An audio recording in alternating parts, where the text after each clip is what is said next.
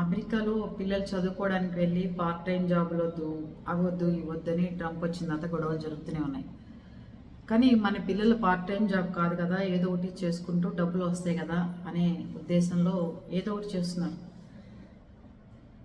2 days back కూడా అమెరికాలో pizza delivery ఇస్తూ ఒక బాబు ట్రాప్ గురయ్యాడు అని చెప్తున్నారు. వాళ్ళ సిస్టర్ బయటకు వచ్చి ట్రాప్ చేసి పిలిపించి బలవంతంగా ఆ ప్లేస్కి వెళ్ళారు. ఆ ప్లేస్లో అసలు చాలా నిర్మానుషంగా ఉంది, అక్కడ కాల్చి చంపారు అని చెప్తున్నారు.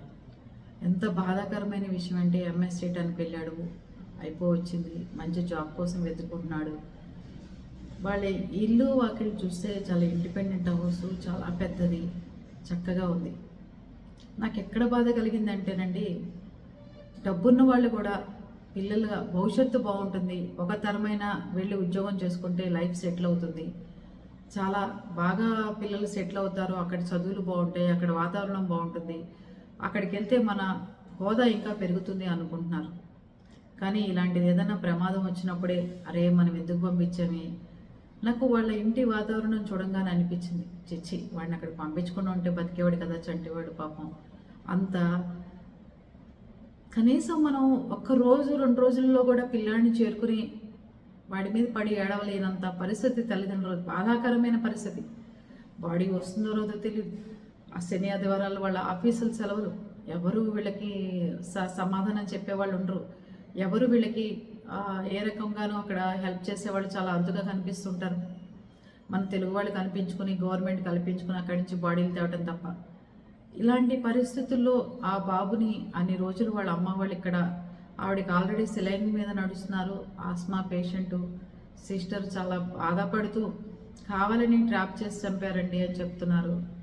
ఇండియా వాళ్ళు వెళ్ళిపోండి అని ఇండియా జెండాలు చింపేసి కార్లు ఆపి గందరగోళం చేస్తున్నారు. వ్యతిరేక భావం ఎక్కువగా ఉంది.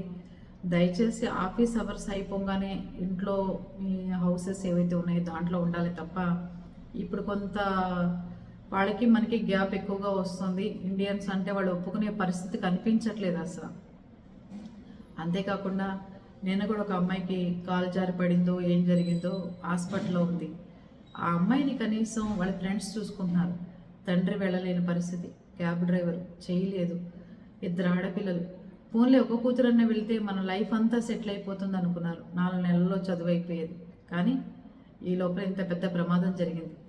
నిజంగా ఇట్లాంటి ప్రమాదాలు జరిగినప్పుడేనండి మళ్ళీ వాళ్ళు కోలుకోలేని దెబ్బ ఎన్నో సంవత్సరాలు వెనక్కి వెళ్ళిపోవటం. పిల్లలు లేక పడే బాధ ఎంత అంత కాదు. దయచేసి ప్లీజ్ అండి, తెచ్చుకునేది ఏదో ఊళ్ళో ఉండి మనకి కూడా బోల్డన్ని డెవలప్మెంట్స్ ఉన్నాయి, చక్కగా పిల్లల్ని మన కళ్ళ ముందే పెట్టుకుందాం. ఇలాంటి రిస్కులు చేసి పంపించి పిల్లల్ని చదివించి ఒక పూట తిని ఒక పూట తినక, కనీసం నాకు అనిపిస్తూ ఉంటుందండి, మనకి ఇప్పుడు ఏదైనా ఆహ్లాదంగా అనిపిస్తుంది, లేకపోతే ఏదైనా ఉంటుంది గట్టిగా పరిగెత్తాలని, నవ్వాలని, అందరితో మాట్లాడాలని, హుషారుగా చెప్పుకోవాలని, అవేం చేయలేము మనం. ఎంత చేసినా అంత వ్యక్తం చేసుకున్న దగ్గర వాళ్ళతో తప్ప. ఒక కొమ్మిరిగితే కేసు, ఇంటి ముందు మొక్క చచ్చిపోతే కేసు, ఎన్నో రూల్స్ కండిషన్స్. వాళ్ళ రూల్స్ వాళ్ళకి చాలా బాగుంటాయి, కానీ ఇన్ని కండిషన్స్ మధ్యన భయంగా బిక్కుబిక్కుమంటూ ఇంత బతకాల్సిన అవసరం ఉందా చెప్పండి? ఇంత అవసరం ఉందా? మీరు తెచ్చే ఒక జెమ్స్ ప్యాకెట్ కిస్మిస్ల కోసమో, కిసెస్ల కోసమో, అక్కడి నుంచి వచ్చే చిన్న బాక్సుల కోసమో, ఏ చిన్న కోరికల కోసం అని చెప్పి వెళ్ళే బదులు ఇక్కడే జాబ్ చేసుకుని అవే డబ్బులు తీసుకుని మంచి ట్రిప్కి వెళ్ళండి ప్లీజ్. అంతేగాని పిల్లల్ని అనవసరంగా 70 లక్షలు, ₹1 కోటి ఖర్చు పెట్టి చదువులకు పంపించి ఈ లోపలే పిల్లలు ఇలాంటి పరిస్థితుల్లో బలవ్వాల్సిన పరిస్థితి వచ్చింది. అర్థం చేసుకోండి పేరెంట్స్ కూడా. పిల్లలు చెప్తున్నా వద్దని చెప్పండి, వాటికి అటు జోలికే వద్దు. మా ఇంట్లో కూడా మా చిన్నాడిని పంపించాలని మా ఇంట్లో బంధువులు, మా వారు కూడా వెళ్ళని, పాపం చదువుకుని వస్తాడు కదా అంటే నేను ససేమిరా ఒప్పుకోలేదు. ప్రమాదాలు ఎక్కడైనా జరగచ్చు, కాదంట్లా. మనం పని వాళ్ళ వెళ్ళి ప్రమాదాల్లో ఇరుక్కోవడం ఎందుకని నా ఉద్దేశం. ఇక్కడ జరుగుతున్నాయి ప్రమాదాలు, రోడ్డు యాక్సిడెంట్లు అవుతున్నాయి, చంపేవాళ్ళు ఉన్నారు, చేసేవాళ్ళు ఉన్నారు, అన్ని చోట్ల ఉన్నారు. కానీ మన పిల్లలకి ఏదైనా వచ్చింది అంటే మనం వెళ్ళి 10 నిమిషాల్లో మన పిల్లల దగ్గర చేరుకోలేకపోతే మనకి ఎంత డబ్బు ఉంటే ఏం ఉపయోగం అండి? మనకి ఎంత పలుకుబడి ఉంటే ఏం ఉపయోగం చెప్పండి? వాడి కడుపు నొప్పితో వెరవెల్లాడుతూ ఉంటాడు, అక్కడ వెంటనే చూసే సదుపాయం ఉండదు, ఫోన్ చేస్తాడు, మనం వెళ్ళలేము. ఆ నరకే అతను ఎంత భరించాలి? ఇలాంటి ప్రమాదాలు వస్తాయి. ఎంత ఉంటుంది బాధ. మన కళ్ళ ముందు మన పిల్లలు ఉంటే వచ్చిందే తింటారు, లేకపోతే మెదలకుండా పడుకుంటారు. అది పరిస్థితి. ఆలోచించండి, మార్పులు రావాలి మనుషుల్లో కూడా. మార్పులను బట్టే మనం కూడా మారుతామన్న ఉద్దేశం. కానీ అతను అలా చనిపోవడం చాలా బాధాకరం.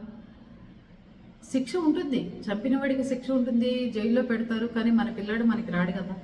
ఆలోచించి నిర్ణయాలు తీసుకోండి.